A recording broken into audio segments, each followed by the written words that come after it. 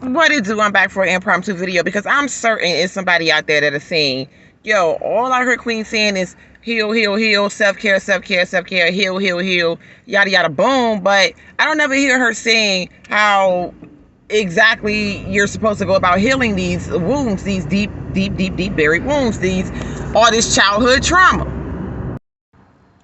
Start with forgiving yourself first. We all have work to do, but forgive yourself for not knowing that you had to heal too. And it actively requires you to make it do what it do.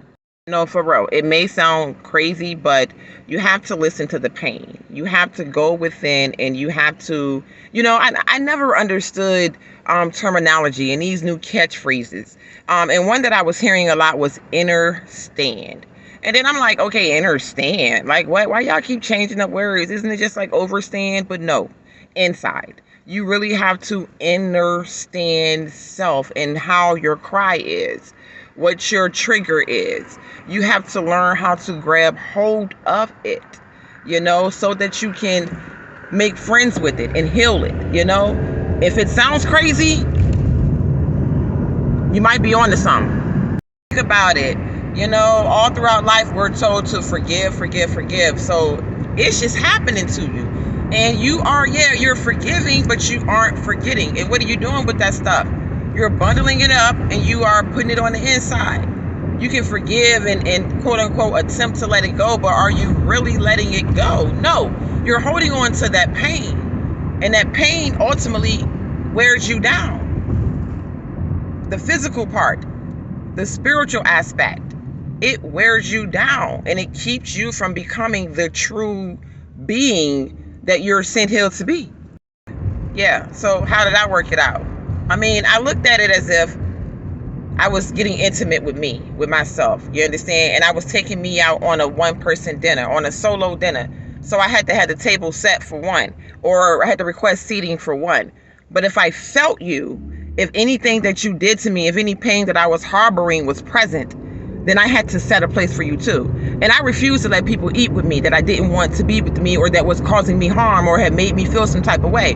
So mentally, metaphorically speaking, I had to clean those dishes. I had to make sure that there was no other seating arrangements at that table for anyone other than self. Now, if you came to the party, you were given an invitation, consciously. But I forgave, I forgot, and I literally released that pain to the universe because I couldn't contact them, whoever it was or whatever it was. I wasn't going to speak to the physical aspect of them. I spiritually released it. Went in, talked with it, sat with it, and hurt with it for a minute, and then I released it. It sounds crazy, but you got to make it do what it do. I have many, many, many burn books. They're like the little teeny notepads that you get from Dollar Tree or whatever. You know how they say words or spelling, all of that. Yeah, so I will write down what it is that I was holding on the inside and I wanted to say to them because I promise you, just getting it out, just that release is therapeutic and it helps.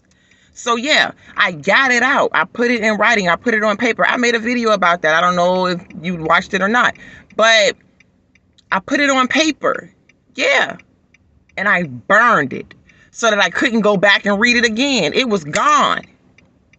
And you start doing that habitually, and you'll find yourself freeing up space within you. And that's how you start to heal those wounds. And then you start tackling the bigger ones. You can love people because we are beings of love, but you don't have to allow them in your energy. So you can free yourself without explanation or validation. And then you can continue to live on life gracefully, knowing that the divine has you because you putting in the work to make it do what it do. A healed you is worth so much to the collective. I promise. And you don't stop there. You wake up the next day and you tell yourself that you're worth it. You wake up the next day and you tell yourself that you deserve to have a perfect day in your world. You understand? And you live it.